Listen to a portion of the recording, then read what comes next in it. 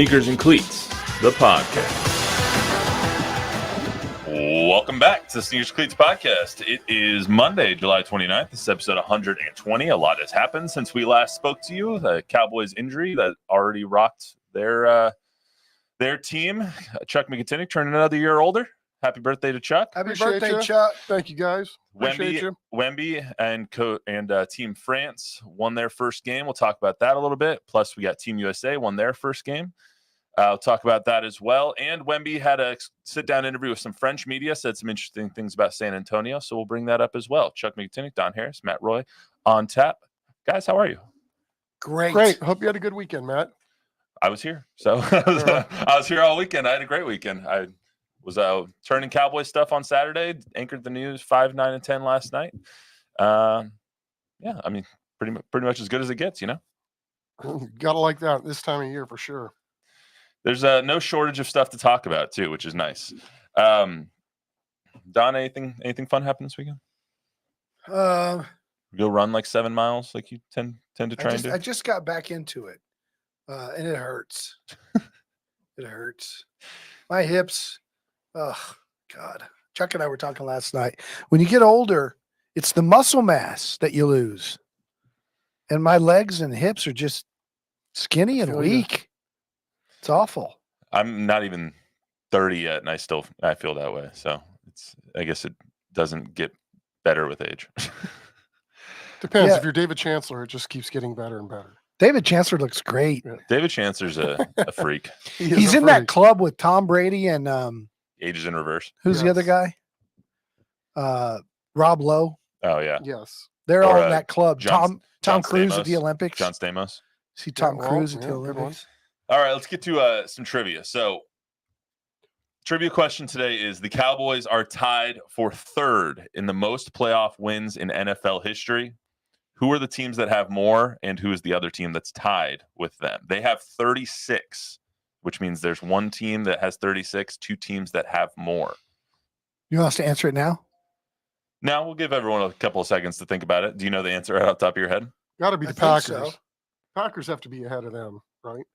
I'm not going to tell you the answer net. Yeah, we'll get to I'm going to go with the Patriots, the Niners, and the Steelers. Could be. As the ones tied. We'll give everyone a little bit to answer. No, it's not the Browns. You know what the trivia question that I almost went with was, but I didn't want to do it just because I didn't want to hurt you. What two teams haven't won a Super Bowl? Or? No, I was going to say who's the only team in NFL history to not host or be in a Super Bowl. I didn't want to hurt our dear Bob Gampert over there. The host is out of the question. It's January, early February. Hey, New York hosted one a couple indoors. No, it wasn't. It was outdoors. It was when MetLife was new. That's when the Broncos got destroyed by the Seahawks, 43-8. That was in MetLife. Anyway, let's get to some Olympic basketball. So we haven't talked about Wemby in a little bit. He deserves. We haven't. We haven't. We didn't talk about him last week. Okay. Just checking. He deserves us talking about him. Okay. France has the third best odds to win golds in this year's Olympics, trailing only USA and Canada. France won their first game, and Wemby was fantastic. He was 19 points, 9 boards, 3 blocks, 4 assists, 2 steals, scored 14 points in the final 7 minutes of the first half when France was down 12 early on in that game against Brazil. I mean, if there was any pressure on him in the international stage to kind of live up to the hype and bring this French team along, I think those rumors or that feeling was dispelled pretty quickly in the first half of that game. Yeah, it was interesting because they didn't go to him in the whole first quarter. They seemed like they were avoiding him offensively, and then when they started going to him in the second quarter, he just dominated. Yeah, I mean, what was he, 6 of 9, something like that quickly, in the first half? Yeah, nice. Yep. Yeah, and just took over. And I think he's asserted himself now as the leader because he's the young guy still. They got Gobert and Fournier and Batum, all these guys who he looks up to. But now they're looking to him. Chuck, what did you think of the first game?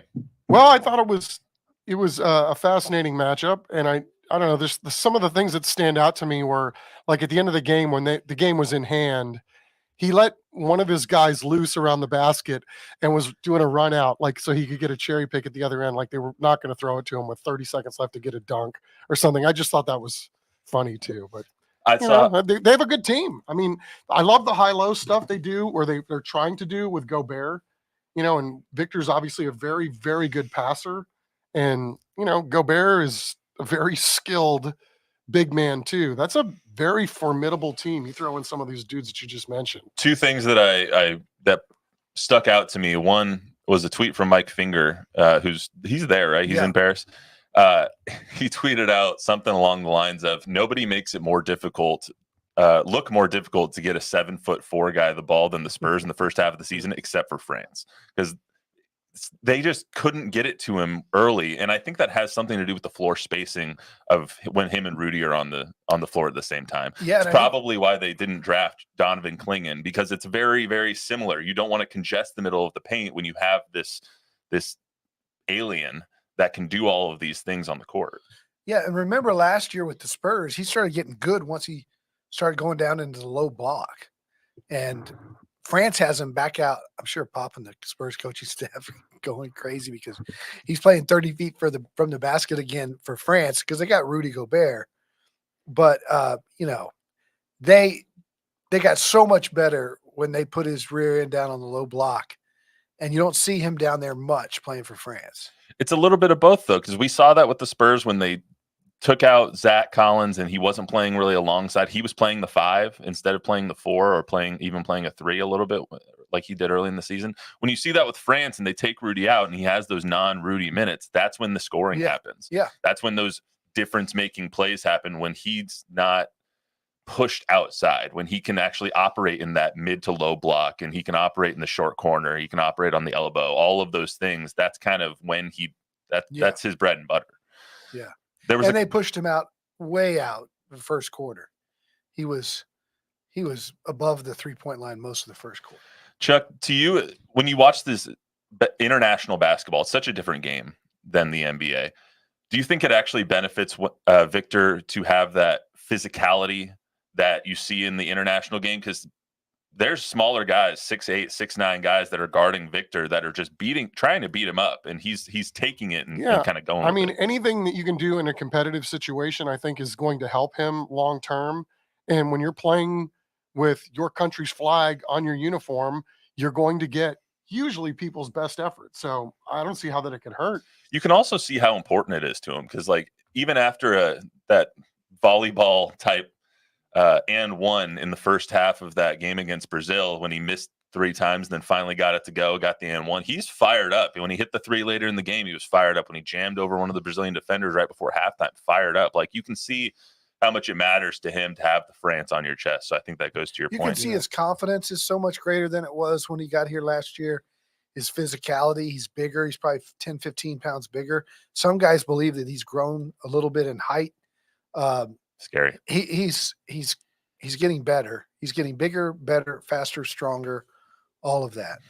Also happening this weekend, Wemby was interviewed by some of the French media out there. He talks about the Spurs, the Olympics, a little bit of his personal life. It's kind of a fun interview. It's about 33 minutes. It's on YouTube. He got interviewed by, I'm going to mispronounce all of this. So I'm sorry to the guy who did the interview. His name's Hugo Travers. It's say it in a French accent and it'll sound French. Hugo Travers. Yeah, something like that.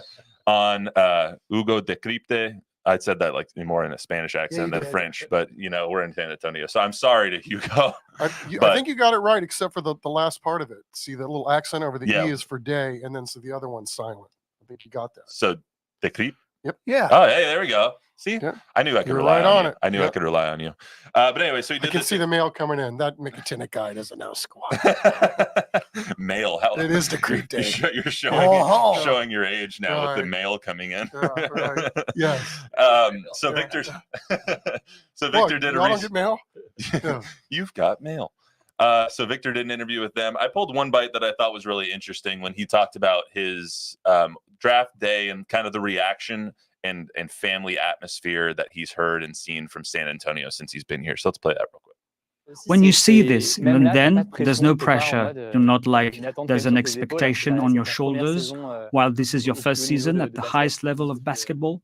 No, no pressure, This but guy's a YouTuber. a great feeling of comfort and luck. Because the lottery, I followed it live from Paris. And my reaction inside my head, it was the same. It was this. This is the Rue Pub in San Antonio. I went there, by the way, even if I'm not 21. So, yeah, I felt really connected to this city. And I had already the feeling before the lottery that this was where I would have to go and I'd like to go. There's no pressure. No pressure. We feel you're there, you're very present, and it's a city who loves basketball. I guess it's just as important for you at that moment to feel at home, even if you are thousands of miles from home. I've been telling myself ever since, no matter where I go, that would be the best place. But the fact that it's in San Antonio, it makes things a lot simpler because, as you said, the craze is incredible. And fans, and even the town's inhabitants, everyone's a fan. So they really elevate their players and they carry them upwards. They really carry a love for the franchise, for the players, that makes this place truly comfortable, like I told you. There's really some kindness in this city. His love for San Antonio knows no bounds, Don. Yeah, I'm trying to figure out who the interpreter's voice sounded like. Yeah, you can obviously tell that was a French interview done It was in French. it was and a dubbed Godzilla movie. over. It was not. It's like an old Japanese Godzilla movie. Godzilla movie. I- But no question. He feels comfortable here. Always has. And he told everybody last year before the draft that he was before the lottery, that he was walking around the day of the lottery day and had a premonition that it was going to be the Spurs. And he said in there as well, like he was watching just along with all the people in the Rue Pub that were watching. People around the world were watching to see who the number one pick was going to be. And his reaction was something similar to what we saw that night at the Rue Pub. And here in San Antonio, being there that night, it was like a scene from a movie. And props to him for, wanting to be a part of the community. When he got here, it was his idea. He called Spurs PR staff, Jordan Hallenstein, and said, I want to go to that bar. I want to go to that bar. There's a Cowboys game on in another bar on the south side where they had a mural painted of him. And he just walked in on a Cowboys game day, walked around, sat down at the bar. He couldn't drink alcohol, but he sat down and talked to everybody. Yeah. And same with the Rue Pub. He wants to be a part and has. I thought in the interview also, they did this kind of like 60 seconds where they asked him a bunch of questions. It was yes or no answers. One of the questions that they asked him, two I thought were really interesting. The last one is, are you sick of people commenting on how big you are? And he was like, yes, it's redundant. This is stupid. And so let's never comment on his height again. Just kidding. And the second one was, will the Spurs win a championship in the next 5 years? And his answer was emphatically yes. Do you think that's an accurate statement? Got to see a lot more things happen before we can just willy-nilly throw that out there. But I don't know. I mean, you got to like the fact that the kid's not running away from it. Yeah, 100%. Yeah, that would put him in what, year 6, year 7? Something like that. Year 6. That's about, Giannis was year 7. LeBron was year 7. That's about the time Michael was year 7. That's about the time when you're in your physical peak and your team has had some time to build. And so I think it's reasonable. I might say just a year or two further out than that, but it's reasonable. Everybody, we don't know how good he's going to be this year. He's what we saw last year. We think about Tim Duncan, David Robinson, all these guys. And as great as Tim was great from the beginning and Tim was great at the end.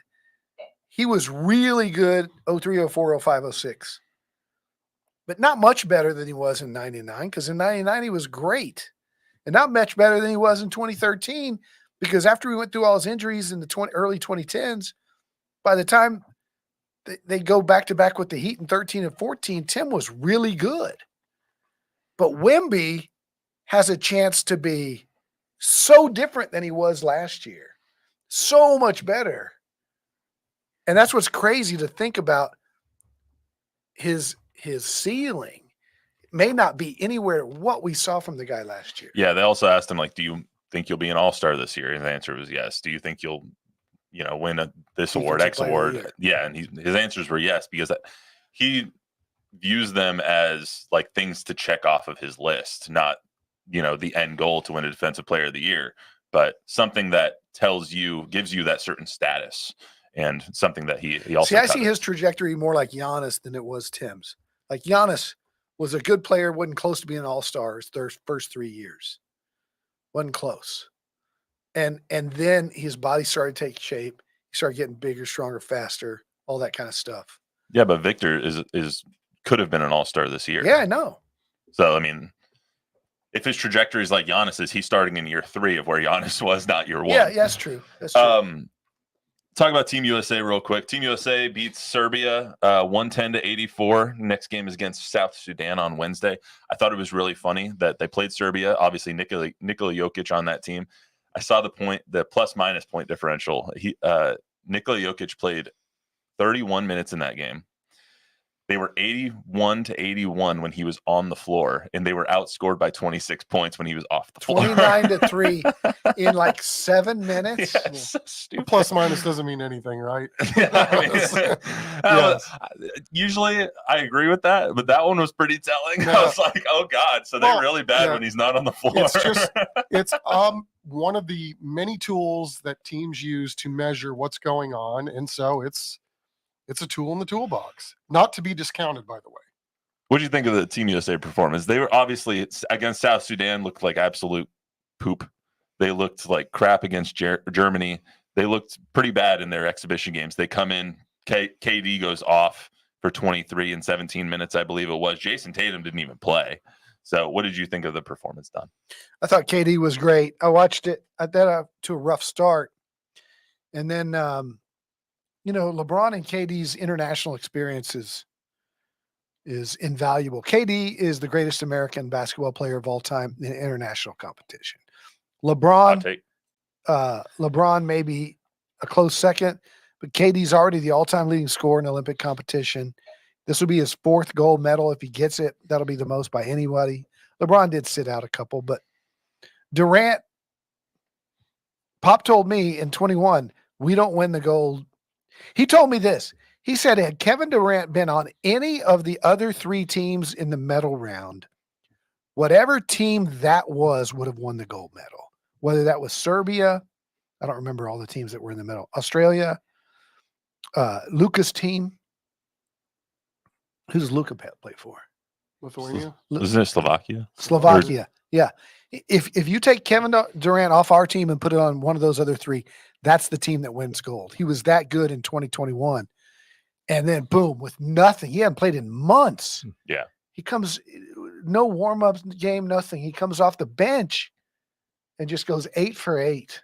Very impressive. Chuck, you mentioned to me last night that not having Jaylen Brown on the team, having Derek White on the team, Jason Tatum not playing, it's just something doesn't smell right along those lines. Well, I mean, when you talk about, the shoe contracts and all that other stuff coming into play. I mean, I heard people spitballing that. I don't know what to make of it, but bottom line is this is a pretty damn deep team, right?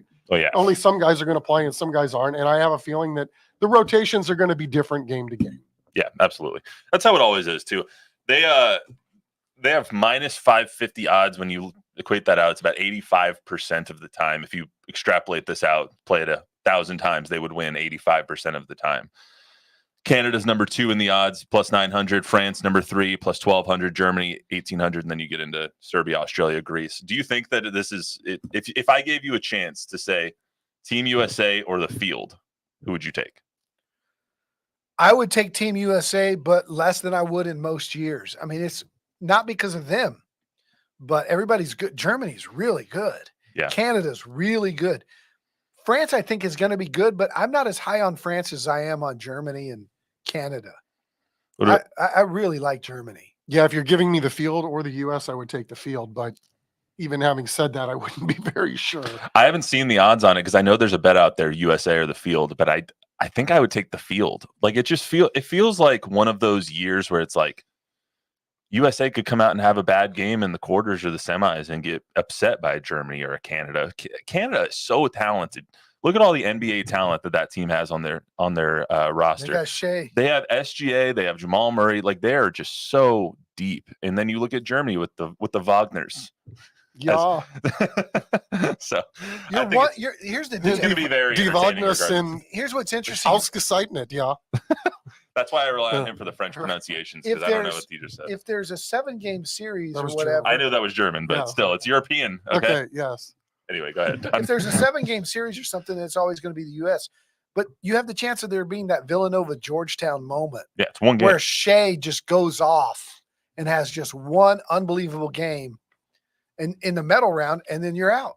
So yeah, anything can happen. Hey, can you guys explain how the scoring works? Like, you get a point if you lose, or how does that? You get 2 points for putting it into the basket. You get 3 points if it's beyond the arc. It's 2 if you win, 1 if you lose in the pool play. Isn't it 3 if you win? That was 3. No, No, it's it's 2. 2. You're right. And then whoever, I think the top 2 from each pool advance to the knockout round, and then that 1 from each pool goes to the medal round. I thought I heard something. I was watching Team USA. I was watching replay of the game. They were talking somehow that the score matters somehow. That Point Point differential. differential. If you're tied with someone, if you both have 6 points at the end of the pool play, then they go point differential against common foes. I got you. Yeah. So it's So you They can use it as you a want to run tiebreaker. it up. You want to run it up. I can't believe you guys didn't bring up Gojira playing at the Olympics in the opening ceremonies. I thought that would be a topic today. I was trying not to bring up the opening ceremonies. It was all good until the whole Marie Antoinette thing kind of threw me off a little My bit. wife was but- disturbed by that too. Yeah. I was trying. Well, I'm not getting into that. But I did think the staying away torch- from that. The torch being at the base of the balloon was really cool, and I thought Celine Dion was brilliant. I thought when I saw the heavy metal playing, I was like, I think I tagged you on Twitter on that. I was like, this is right up Chuck's alley. It is. The Marie Antoinette thing was a little weird, but It was very weird. No question about it. But, the whole singing of the Russian Revolution song. Yeah.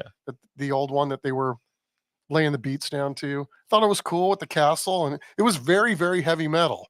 But then the whole Marie Antoinette thing got in the way. And I'm that's what started it still out. trying to chop that up. But the so to speak. galloping horse on the water, that was cool. Still Chop trying to that up. chop that up. Hey, Tom Guerrero's watching, and he Hi, Tom. says, Shout out to Hey, Tom Tom. Guerrero. He says, I want to see Wemby and Durant play against each other. You might get that chance. Yeah, probably Yeah, will. in the quarters, maybe the semis. You might get that chance. Let's get to our trivia answer. So before we get to the Cowboys and Sam Williams tearing his ACL. So trivia question one more time. Was the Cowboys are tied for third with the third most playoff wins in NFL history? Who are the 3 teams that have more than them or are tied with them? Okay. Chuck, Chuck's going with the Packers. you're going with one of the Yeah. teams being the Packers. You guys this can be group trivia. You guys can give me some teams together. Okay, my theory is that the Packers of the great Packer teams of the 60s played less games, less rounds. A lot of them were also in the And so pre-NFL merger, pre-Super Bowl. So I'm going to say that the Steelers and Niners and Patriots are the 3 teams, and that the Steelers are tied, and that the Niners and Patriots have more. Okay. Bob, anything? That sounds good to me. Yeah, that sounds good. Isn't the default always the Packers? I'll go with that. Just the Packers. Uh, Packers 1, 1A, 1C, 1B. Can you tell Chuck's a One Packer F. fan? Yes, the Packers are incorrect. Really? Oh, Don, you have it. 13 championships? And oh, okay. Less rounds. It's like those Boston Celtics. Don has it right on the nose. The Niners have 38. They're in 1. They're in first. Patriots have 37. They're in second. Steelers and Cowboys are tied for third. They have Very 36. nice. See, this goes back to the misnomer of like Bill Russell, right? He won 11 rings. And I think he won, look this up. How many playoff games did Bill Russell Let win? me get on that. Sorry. Tim Duncan has, I think, 158 playoff wins. And I think Bill Russell has like 70. wow. But see, he won 11 rings, but they didn't play. Well, they went right to the. You won one series and you Yeah. were in the finals. And that's kind of the way the NFL was before the merger. And even after the merger, before they added the wild card and then the other wild card, is 107. there were less rounds Yeah, Tim's got. So you're saying it's an exponents thing? So you went more playoff games. Until his last couple of years, Bill Russell had 8 per year because it was 2 rounds. It was just the semis versus and the finals, 16. and then it ended up being 12 by his last couple of years. Yeah. So let's get to the Cowboys. First, by the way, they've won 5 playoff games since that final Super Bowl, which is why they're third on the list and not first, because they've only won 5 playoff games. They used to be first since their final Super Bowl. They've won 5 playoff games. Wow. 30 years. Yep. So let's get to Cowboys training camp. So obviously we all got the news yesterday. Horrible. Our intrepid, fantastic photojournalist Jack Green. Javier, can you throw up that B-roll for me? This is what Jack Green saw when Sam Williams got injured. That's him right there. He goes down in a heap. Sam Williams tearing his ACL, the second-year D lineman. Obviously, that hurts to see any player go down, but especially for Sam, because he was coming in and he was going to play this year. He didn't play much last year, and we have a little bit of a bite from that as well of an interview that I think you did, Chuck, with Sam, saying that he shouldn't have been buried on the depth chart like he was. But let's hear that, and then we'll talk about Sam. Sam, his slate is clean. He don't have like, oh, this guy's gonna be here, this guy's gonna be here. It's like whoever do it the right job is gonna be on the field, which is I love that. Coming in with older guys ahead of me, like I feel like I've never had that fair chance of like competing, because me personally, like, I mean, people might get mad at them, but I don't care. Like, I feel like I wasn't the 7th best defensive lineman. Well, I know I wasn't. So with that being said, like, I just like the fact that Zim came in and like everybody get the same opportunities to prove you need to be on the field. Chuck, you were listening to what Zimmer said on the radio a little earlier. You want to talk about that point? Yeah, he said, it's really a shame because he really was going to play. He was going to play 75% of the time. So they had big plans for Sam Williams. I think you got to, at least a modicum of what he was trying to relay there, that he was pretty confident that he was going to get on the field in a lot this year. And, it goes back to what he was saying too. He was looking forward to a fresh start, in that if you can play and you know where you're supposed to be, you're going to be on the field a lot for this Cowboy defense. And, it's a damn shame. I mean, this was going to be a big year for Sam Williams in a lot of ways, I think in the finance department too. So, now he's going to have to sit this one out. And, again, it's just a darn shame when you see guys that are finally going to get their opportunity, maybe have an opportunity to really increase what their second bag's going to look like, and then this happens. It's sad. Well, then there's a couple of factors, right? It's the Sam Williams factor, which is just, it's bad for him. It sucks for him as a person, as a player. You never wish that injury or any injury upon anybody. And then you have the team aspect of it, which is, where does this leave their defensive line? They were going to be relying on Sam. They're going to be relying on a lot of young guys to take big leaps, including him. He was one of the guys that we were talking about, along with the DeMarvion Overshones and all the other, the Mozzie Smiths of the world. They're going to be relying on guys like that. And now one of them goes down. It brings into question the depth that they have on this defense and on this entire team. Well, they do have a lot of versatile players. And I don't know if, they wanted to move Micah. There was a lot of talk after the Packers ran it right down their throat that Micah was overused on the edge, and that they want to see Micah get tougher in the middle and attack the run stronger than he did, because he started to become one-dimensional as an edge pass rusher. Maybe he has to go back to the edge, and maybe they play Overshown in the middle. I don't know, but their versatility helps them, even though the numbers are down. And the rookie kid, Nealon. Yeah, I mean, he's going to have to take a big step up, yeah. Marshawn Nealon. Yeah. So I don't know. But also Micah's lost 10 pounds. Like, when you don't have a lot of lead in your ass, you're not going to be playing in the middle of this defense sometime. Like, you got to have a Mozzie Smith in there. You got to. I don't think he wants to play like Urlacher. I would guess that would be the case too. Yeah. He was one direction, and it's north. Yeah, but when you lose guys like a Dorrance Armstrong, like a Neville Gallimore, you don't have the depth on that D line. You have Mozzie Smith in the middle. You have Tank Lawrence, and you have Micah, and you have Fahoko. Who else do they have on that D line? They don't have any big fat guys down there on the not many. Mozzie. Yeah. They're trying to get Mozzie less fat. So yes, he's a big fat guy. And he's not a big fat guy too.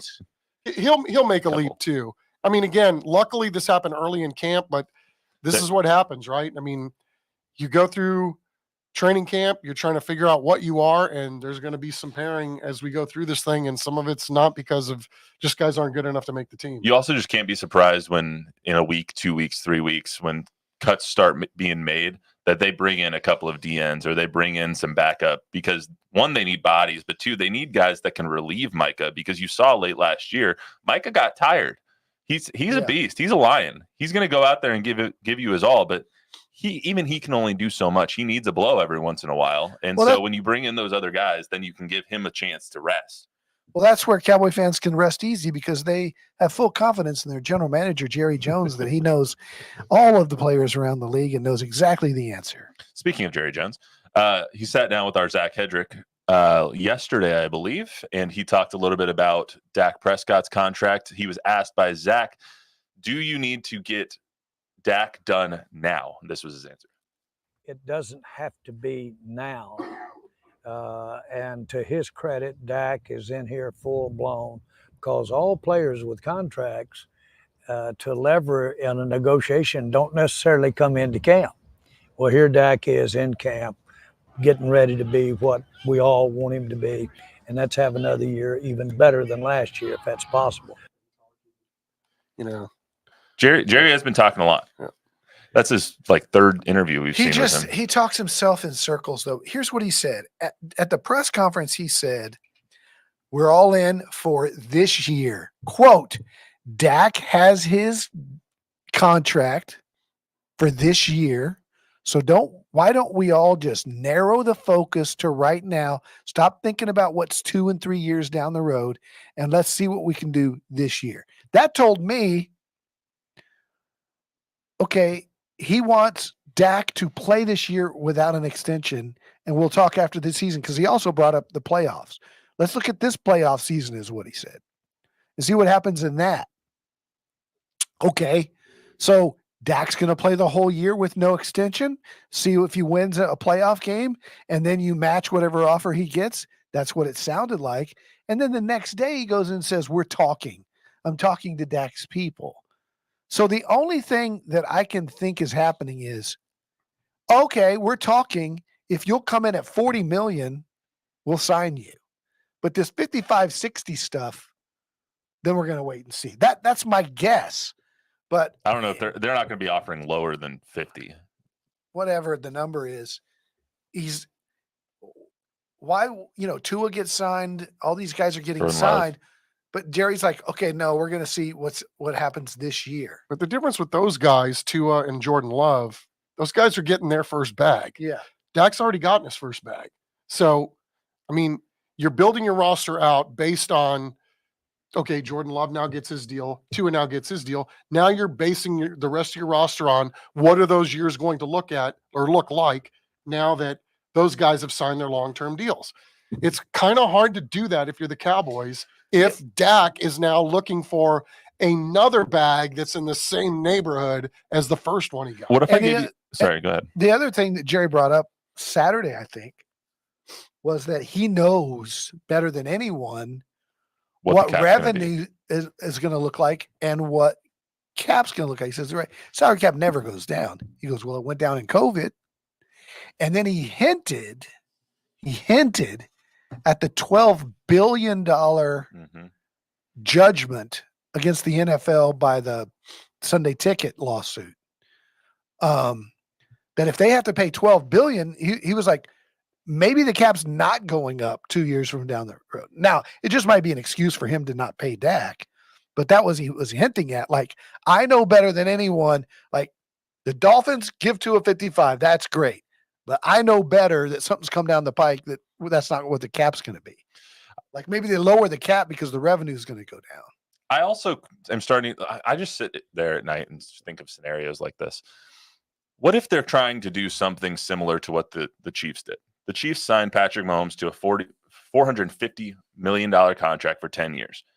That looks great now. $45 million for the best quarterback in the league. Awesome. What if they're trying to add those years on, and that's what Dak's trying not to get? Because that was the problem in the last negotiation. They wanted 5 years. He wanted 4 years. He ended up getting 4 years, and they had the number set.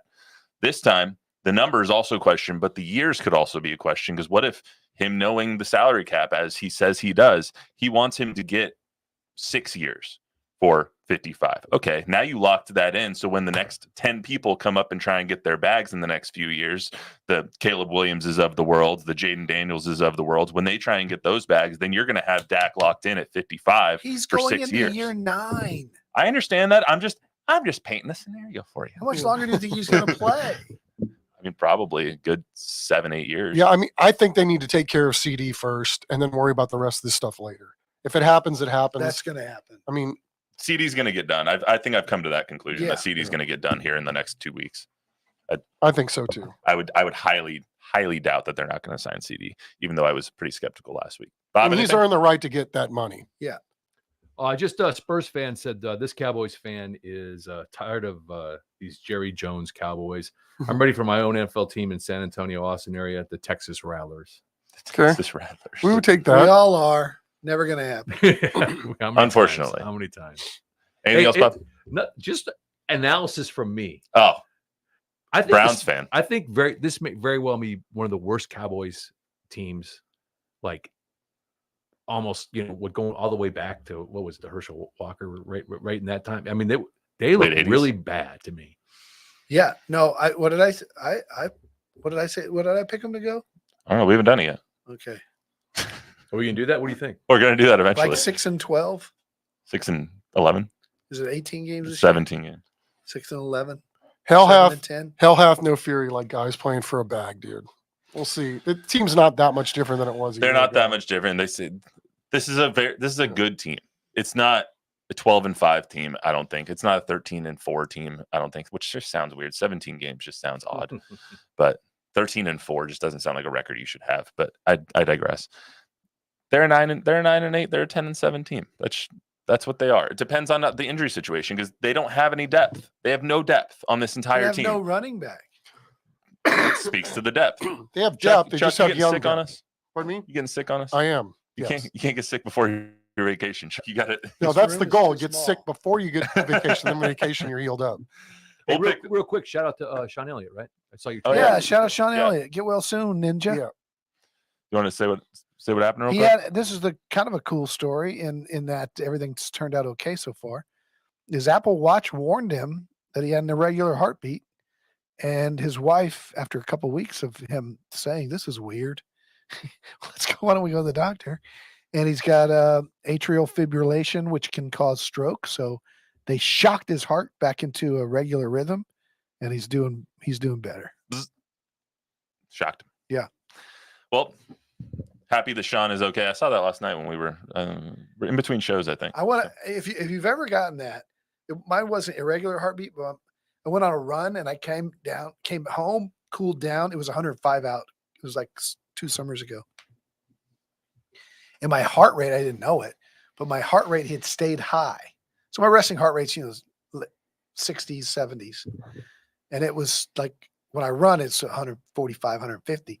Well, like 2 hours after I had run, it was still at like 120. And it was like, this is not It's good. like, you need to chill, bro. Yeah. Like, and it's a red warning on your watch. I miss when I played football and my resting heart rate was like 44.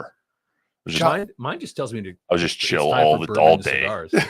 It's time for you to what? I'm with Bourbon- Bob. Just bourbon and cigar time is what. Yeah. mine Oh does. yeah. Wasn't John Stockton's resting heart rate something like 12? It was ridiculous.